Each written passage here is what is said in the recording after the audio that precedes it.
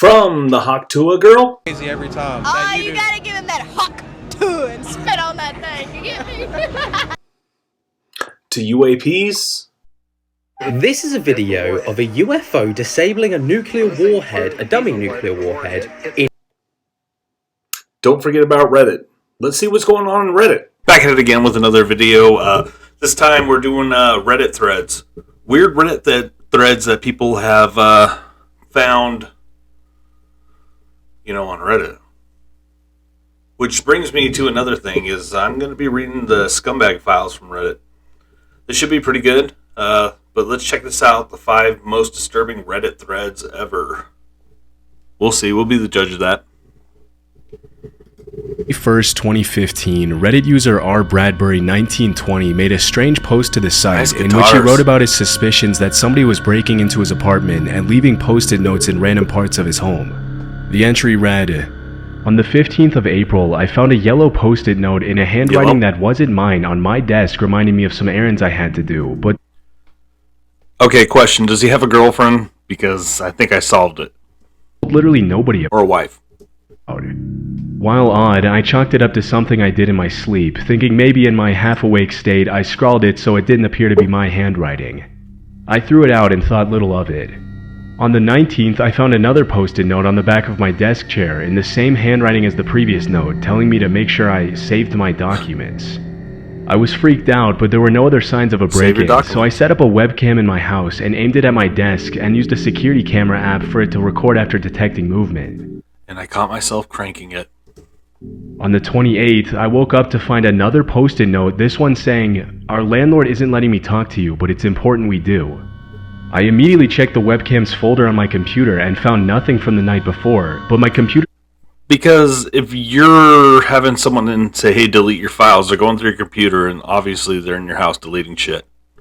Recycling bin had been emptied, which I am certain I did not do recently, indicating someone had noticed the webcam and deleted the files.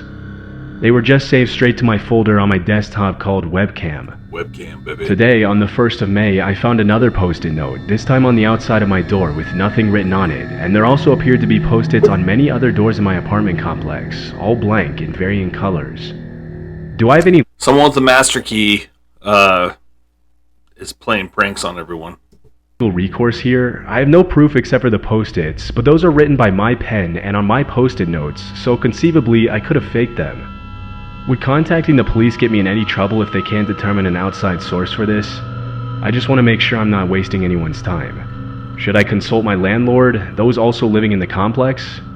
The entry is on... That's weird that he would even ask that. Like, would I get in trouble for faking this myself? Extremely odd and a bit concerning, but in a later edit the uploader mentioned something that took his story to a whole new level of creepy. Edit. I pulled up a letter I received from my landlord back when I moved in, and the handwriting is identical. Could this count as evidence? After reading the post, most people would probably find it odd that the user's landlord could have any information about him that he didn't explicitly mention in their conversations. Based on the information in the post alone, it would be almost impossible for an ordinary person to figure out what was causing the mysterious post-it notes to appear in the uploader's apartment. The unusual nature of the entry made more than a few users think that the uploader was making the story up. That's what I thought, honestly. So, the handwriting is identical, and the landlord wrote that the landlord doesn't want the landlord to talk to you? You're probably sleepwalking. Also, I think you're making this up because you're not providing enough detail. Are they showing up after you wake up? So they were there at night? Did you find the post-its coming home? Did you find the one behind your desk by chance, or noticeably the same? A lot of information that was left out. Day? Others jumped into the thread to give the uploader advice. Get one of the door locks that can only be unlocked from the inside. If it's the landlord and he is using his key, then he won't be able to get in, at least through the front door. But it wasn't until several hours later that another user named Kakerlak responded to the entry with a comment that took the thread in a very different direction. You seem sincere, and this doesn't appear to be the plot of a Ray Bradbury story. It's possible that your landlord is leaving notes inside your apartment, but they don't make any sense in the context you're describing them. It's likely that you're writing the notes yourself, but you are forgetting. Do you use post-it notes as reminders in any other parts of your life or job? Yes, this might be a mental health issue. You might be experiencing some sort of dissociative disorder. Or it might be a physical problem. That'd be pretty crazy. You mentioned that you have a very unusual narrow bedroom with no windows. Is there a chance that you are not getting enough ventilation when you sleep, or that there is a carbon monoxide leak in the building? A cheap CO detector, which you should have anyway, is a fast way to find out. You also have really bad headaches. You know your own medical and mental history and your other experiences. If you think these incidents might be you, writing notes to yourself, there's no shame in getting someone qualified to give you an opinion. As you probably know, carbon monoxide is an odorless gas. That's good advice. That is incredibly dangerous for humans. At low concentrations, it can cause headaches, dizziness, and confusion, but at high levels, it can easily kill you. For Kakerlak to know that the user had an unusually narrow bedroom with no windows, he would have had to go through some of R. Bradbury's older posts, which is ultimately what gave him enough information to come up with a solid hypothesis. Okay, see, I didn't know that he didn't, unless he put it in the video. But yeah, he knows the layout of his room. Potentially save the uploader's life. 3 years after the incident, WBUR Boston Public Radio turned the thread into a podcast episode as a part of their Endless Thread cooperative project with Reddit. In the episode, they interviewed Kakerlak, whose real name is Ken Roach, an engineer who had been through a similar experience with carbon monoxide. When asked about how he came up with his hypothesis, he replied, "There was a past post where R. Bradbury 1920 was asking in an interior design subreddit about how to fit a desk and bed into a really narrow apartment that they were moving into that didn't have any windows. That got me thinking, gosh, an apartment in Boston with no windows, of course they're hallucinating. Their landlord is not coming in and writing notes, but why are they hallucinating?" R. Bradbury replied to Kakerlak's comment just a few minutes later saying, "I have had really bad headaches, and I actually already do have a CO detector. Guess I should probably take that out of its box and plug it in." The fact that the uploader incorrectly set up the webcam and assumed the files had been deleted was probably related to the confusion caused by carbon monoxide poisoning, a theory that many of the comments in the thread seem to echo. Following the original uploader's reply, several users jumped into the thread to praise Kakerlak and highlight how badly things It probably just saved his life. turned out if he hadn't been active on the thread at that exact moment. Kakerlak just saved your life, R. Bradbury 1920, literally. Seriously, send that guy money. The probability of joining these two people, one with the problem and the other with the ability to pick out the details and propose a hypothesis, is absolutely insane. R. Bradbury 1920 could have choked on himself for years before reaching this conclusion. Talk about crowdsourcing information. In a comment that he made on another post a couple of years later, R. Bradbury provided a few more details that clarified his situation a little more. In my case, it had to do with my bedroom not having windows. It was not technically a bedroom, but cheap apartments and rules don't get along, and my unit being directly over the parking garage. There were numerous other issues with the building that further facilitated the severity of my situation, including, as you mentioned, issues with the furnace and ventilation. Since the incident in 2015, R. Bradbury has been active on several threads, replying to people who were in similar situations to him and helping them understand the symptoms of carbon monoxide poisoning. After Kakerlak's life-saving reply in the original post, there was one small detail that was left unresolved. Why did the landlord's handwriting match the writing on the post-it notes? Commented on the matter himself, other Redditors in the thread came up with their own theories. Bit late to the thread, but how does that explain the fact that the notes had the landlord's handwriting? Guess I hadn't caught that. Either everything is a lie, his handwriting looks odd when he's tripping on carbon monoxide, or he was just being paranoid. That doesn't explain how the landlord's handwriting looks identical to the post-it notes. Bad handwriting while blacked out mixed with paranoia? I don't know, man, I'm not the OP. Considering the uploader initially thought the post-its were being left there by the landlord, it's highly likely that he imitated the handwriting from the letter in his confused and potentially paranoid state. This is the only loose end in the incident that was left unresolved. But one thing we know for certain is that if Kakerlak hadn't replied to the post as quickly as he did, things could have ended tragically for R. Bradbury, and probably some of his neighbors as well. Wow.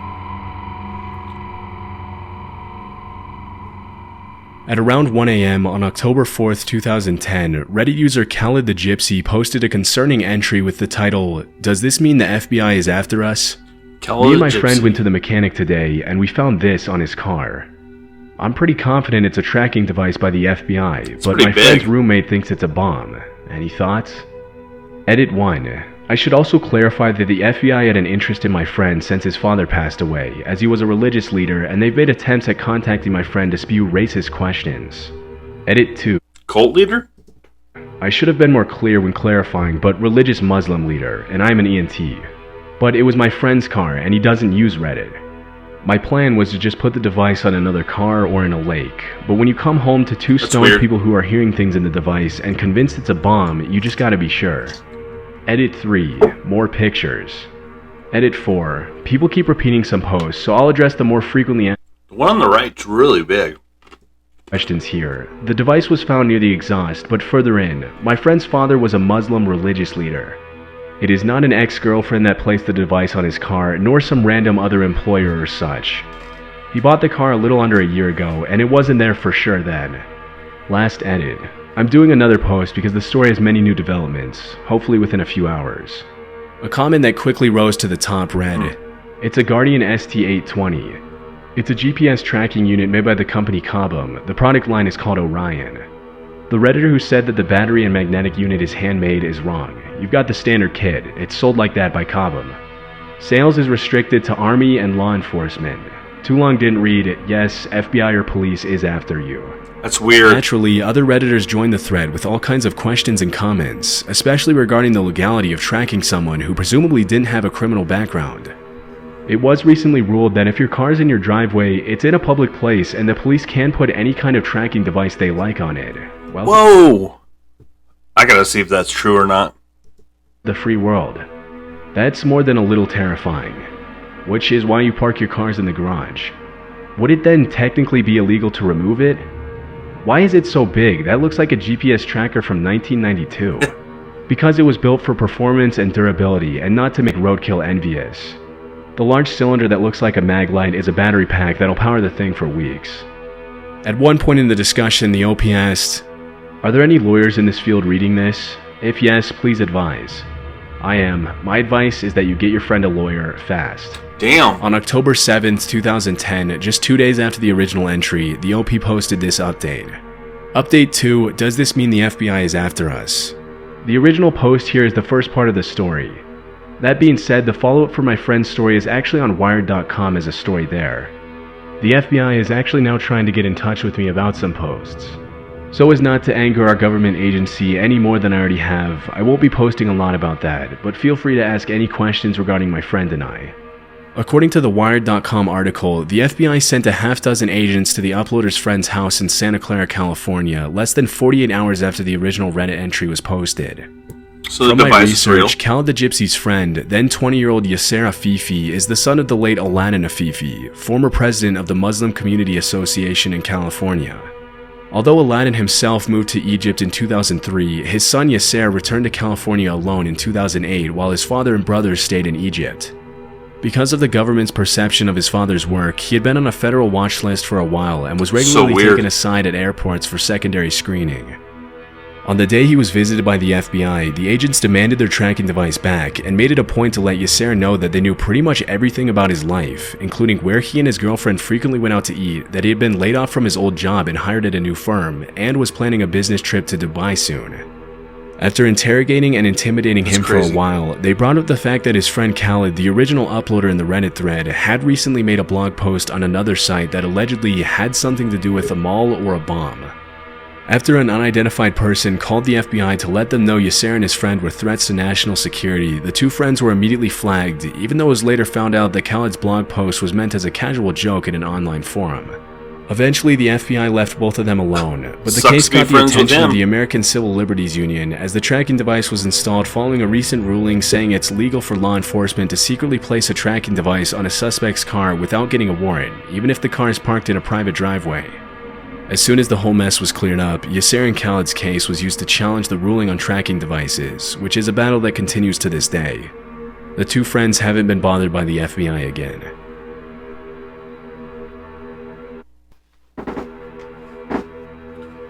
On January 21st, 2016, a Reddit thread titled, "To those who have accidentally killed someone, what went wrong?" was started by a user on the site. Holy shit. Although the entire discussion was later deleted by moderators, I was able to find the original post using a Reddit Wayback Machine. In the days following the upload, the thread received almost 7,000 upvotes and more than 10,000 comments with people confessing to all kinds of horrible crimes they had accidentally committed in the past. On the internet? As in any other Reddit discussion, most of the responses were obviously fake. However, a few of them were actually believable. Not sure if it was an accident, but while in college in my first apartment, I came home from work at 3 a.m. Some dude was in the hallway outside my door, and I had a bad feeling about it. I paused and went to get the mail, hoping he would leave. Nope, I came back and he was waiting at my door. I asked him what was up, and he said he was looking for John. My name is not John, and I lived alone. I asked him to move and let me in my door. He told me to F off and get John. I slid between him and the door, opened it, and he pushed his way in. I pushed him out. He took a swing at me. I swung back, hitting him in the eye, which caused him to fall back and hit his head. Out cold, forever. Apparently, John was the guy who lived in the apartment before me. The dead guy spent 5 years in jail because of John ratting him out for drugs. Dead guy came back to get some revenge. Got dead instead. He was there to kill John, but most of the comments were similar in nature to this one. I don't know but if one I buy particular this, response made by a now deleted account stood out more than any of the others. This still haunts me to this day. As kids, we had a hideout in a dirt cliff/cove. This is the best approximation I can find on Google, only 3 times taller and probably 10 times as wide. There was a neighborhood kid who, in hindsight, was probably mentally handicapped in some way, but to us he was just a weird/creepy kid. This was the 80s and we weren't exactly raised PC. Okay. 3 of us were headed to our base and found creepy kid sitting on top of our guard chair. We yelled at him to get out and he said something like "make me" and started lobbing dirt clods and sticks down at us. We all ran around the side to make our way up. It gets pretty fuzzy here, but all I remember is he fell. I still remember the sound. When we got back down to check on him, he was in a very awkward position with blood coming out of his mouth. Oh no? We all just freaked out and ran home, and as far as I know, no one has spoken a word of this to anyone. We didn't go back for over a month, and never said a word of it between us. Again, this was the 80s, so media wasn't like today. Chances are I got a small article in the newspaper B section. Missing mentally disabled child found dead after fall, or something like that.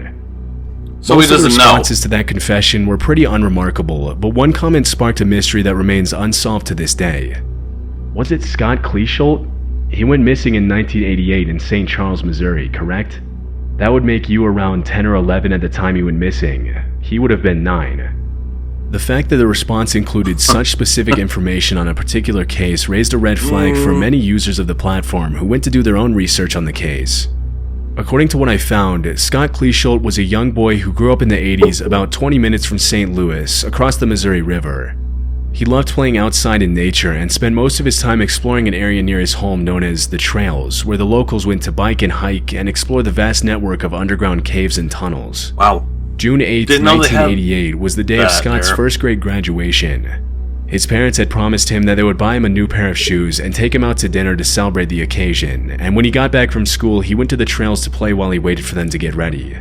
To make a very long story short, Scott never came back, and his disappearance was immediately reported by his family. Unfortunately, a violent storm broke out that night. How old was he, and his parents were letting him play in the trails? It was the 80s, though. Followed by a series of flash floods, which complicated the search for the boy. Despite the leads that popped up in the case over the years, the disappearance of Scott Kleesholt remains a mystery to this day. In 2011, the case was featured on an episode of Nancy Grace, in which Scott's older brother gave his account of what happened on the day of his brother's disappearance. Check this out. I'm going to show you how I afforded this car. Okay, you ready? All right, $118. Who was the last person to see him? As far as I know, family and friends would have been my older sister Stacy before she had left for work and stuff, and she was there when he had come home and changed after school and that. So, as far as I know, it was Stacy. And what did Stacy see? He was the last time she had seen him. He was at the top of the hill, just playing, running around, being a kid like we did. You know, I know people say not to play in the streets, but that's where we played, up at the top of the street. And that's where he was. And this was a fairly urban but rural area, too. You were sort of out in the country, right, where kids just could feel free to play? Yeah, it was a neighborhood. I mean, it was a neighborhood full of 100 kids probably in the neighborhood, but, you know, right 5 minutes from our house was nothing. Farmlands and fields. And How- and dirt trails and stuff like that. How violent was that storm late afternoon? And did you think your brother had just hidden to have cover? Yeah, it was a pretty bad storm. It just came and went pretty quick. I don't think he hid somewhere. We just assumed that he was inside someone's house, playing inside with another friend. I don't know if those are connected, though.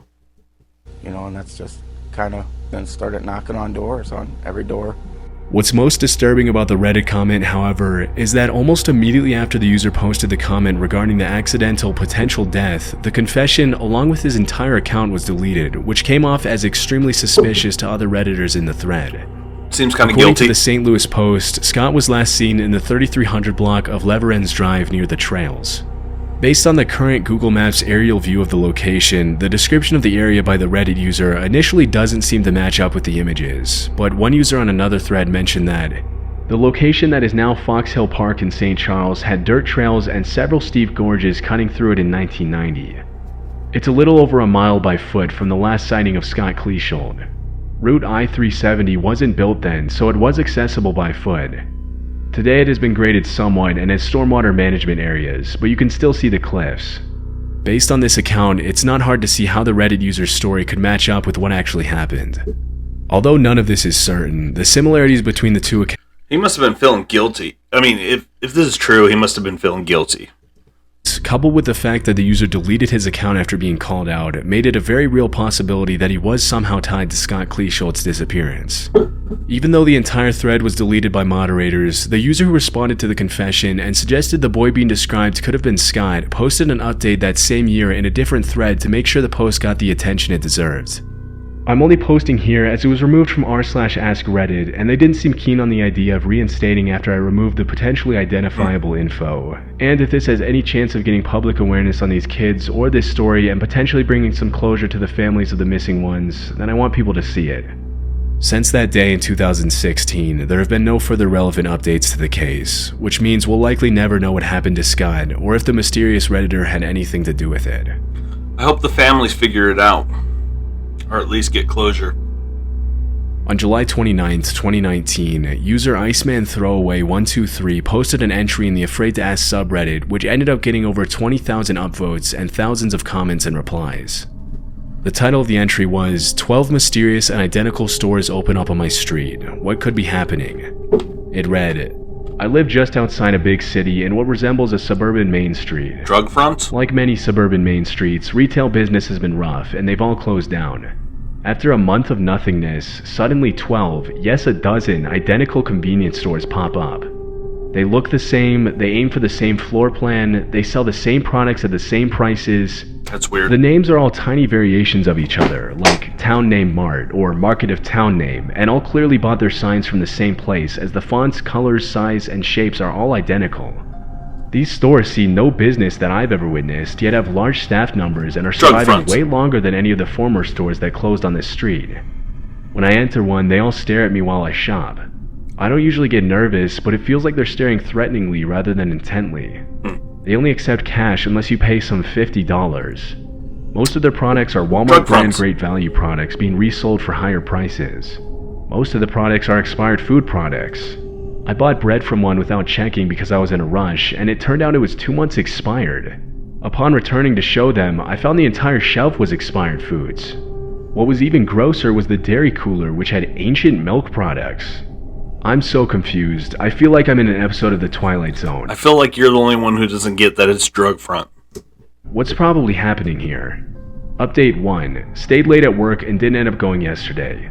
Sorry for the swarm of people who did remind me with one day. I'm reading through the comments to determine what to do, if anything at all. Sorry for the less than eventful update, but given how many people were saying I was gonna die, I'm just gonna point out that I'm alive and well. At first, other Redditors in the thread were understandably confused at why 12 identical and highly suspicious stores would suddenly pop up in a random suburban neighborhood in an unnamed town, and several users jumped in to ask for pictures of the location. Can you take pictures, please? Yeah, if it's a criminal organization, this probably isn't the best idea. This is actually the craziest story setup I've heard in a long time. Does every single one have the creepy employees and the expired food? All of the stores have expired food and seem to refresh every several weeks. One I found makes a noticeable effort to keep things fresh, but still has old dairy products. Does the food actually refresh, or does it just rotate through the stores? You said one store usually has fresh food. Is there a chance that they buy it from the distributor and then act like the distributor for the next store, so all 12 stores are always stocked, but they only have to buy it once? This is crazy, but it also makes so much sense. Because the OP took a while to answer in the thread, other users started coming up with theories regarding what could be happening, with most of the speculation pointing to a potential money laundering or human trafficking scheme. One user with a now deleted account shared a similar experience by responding, 1000% money laundering. We had a pizza place on my block that was always open but never sold any products. One time, shortly after I moved here, I walked in and asked for a slice, and the guy at the counter stared at me looking confused, then walked into the back. He came back out with, I'm pretty sure, a slice of pizza from the Domino's next door that had been reheated in the microwave. He just slid it over to me and said nothing, so I had to ask for a price. Again, he looked genuinely confused and was like, $4. Apparently everyone in the neighborhood knew what was up, so the guy didn't understand why someone was there looking for pizza. Other users had different ideas. That's it, I bet it's human trafficking. The concept being that they pop up stores where they can rotate 4 to 6 employees from the stock room to the front. With 4 to 6 employees available 24 hours, you could definitely bring in the cash to justify a small retail space in a small town, and expensive property costs. Is your small town close to a larger metropolis by chance? Yeah, it's either for drug trafficking, human trafficking, or some type of money laundering. Stay away. When the question of why whoever was behind the operation would open 12 stores instead of just 1 or 2, if it really was human trafficking or a drug operation, user AlphaPad23 replied, my thought is that they aren't afraid of getting caught. It's likely that they have some people in their pockets. While it's definitely a possibility that the stores were being used as a front for a trafficking or laundering operation, other users had slightly different theories, including user Goose and Fish, who replied, what county is it in? One slightly less shady possibility is some sort of tax shelter. Open a lot of business that fail and write off losses. Are the employees all the same ethnic group? Not trying to be racist, but maybe some rich family is trying to hide money in another country by buying foreign real estate. Maybe they have to make businesses appear to be legit in order to not pay taxes. This may be the best guess on here. That explains the expired food. In the hours that followed the original post, the LP remained somewhat active on the thread, vaguely answering questions about the location of the stores and other details that his fellow Redditors were curious about. In one of the comments, Iceman Throwaway 123 mentioned, I hope this isn't giving away my location details, but the town is old. Not the town, but the people in it. It's basically a retirement community, and I often joke I'm the youngest person in the whole zip code by 30 years. Honestly, might be true. I don't have many people to talk to about it. I did have friends over a month ago who I showed. Their reactions were like mine, shock and disbelief, but we were drunk and more focused on having fun than chasing conspiracies. Eventually, because the uploader failed to post any pictures, or even mention the location of the town, more and more Redditors started to assume the post was fake. Look, you made a throwaway. Why not say the city/area, or at least give us some hints so we can conclude it ourselves? This sounds so bizarre that it has to be fake. There has to be some way to get authority involved if all they sell is expired goods. Dude, this reads like a creepypasta. That's because it's fake. No updates. Suspicious. No update, no pictures, no name of town. I kinda doubt any of this is real. After a few days, the OP stopped responding altogether. That was the last post, comment, or thread he ever participated in with that account. Whether or not this story is actually true is still up in the air. The post remains a mystery to this day. Weird. In 2011, the subreddit The Truth Is Here was created for people to share personal encounters with the paranormal and unknown. Since its creation, the subreddit has seen a lot of odd and interesting posts, with some of them rightfully being very disturbing. On September 9th, 2013, a user posted the following entry from a now deleted account. This is not something I feel I can discuss with my family or personal friends, but I'm losing my mind here, so I feel the need to work through it with someone. As such, I'll try to give as many details as possible, but I don't want this getting back to me, and I feel a throwaway account would cost credibility. Here's what's going on. I lived in this apartment complex 4 years ago when I was 16 years old. We did not stay here long due to problems with the lease, but during that time I spent quite a few hours walking around the grounds. Now, on the east side of the complex is a bike trail that's raised up on a slope. It makes a half circle around the complex and then carries on into the rest of the city. One night, I was walking my dog Shasta along this trail. It was around 10 p.m. in May, so it was pretty dark at that point. I reached the bend in the trail where the path leaves the complex, and there was a guy standing there. White guy, maybe 35 years old. Couldn't see his eyes. He was not doing anything. Smoking, walking a dog, tying his shoe. He was doing nothing at all. He was wearing a puffy down coat and had his hands in his pockets, and he was just staring at me. I laughed a little and tried to make that awkward kind of conversation that you do when you bump into a stranger, but the guy said nothing, just kept staring.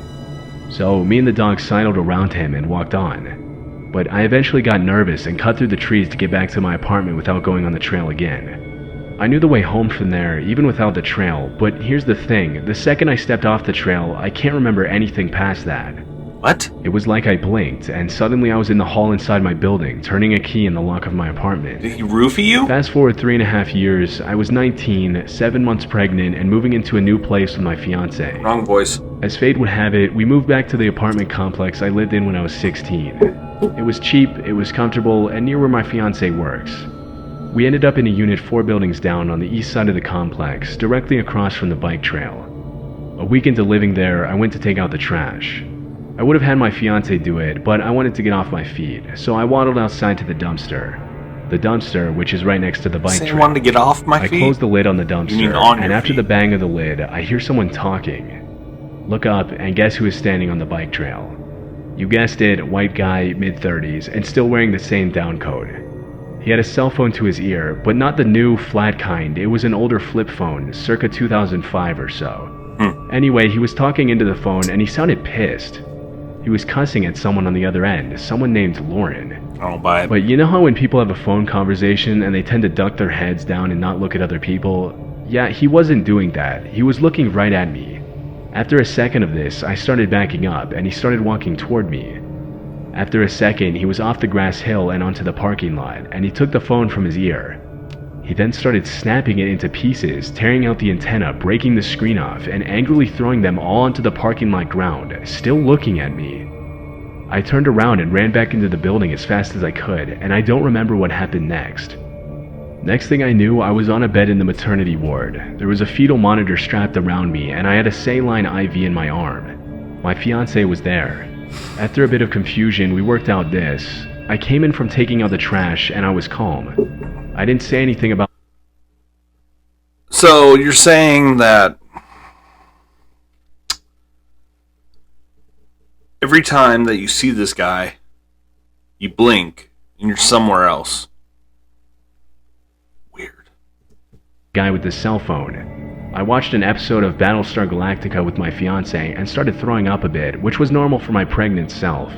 But I spiked a pretty nasty fever later, so there we were at 5 a.m. in the hospital making sure I was okay. All this time, apparently I was perfectly alert, and on the way to the hospital, I apparently talked about our plans for the upcoming Christmas. I was discharged an hour later. They said I had the flu.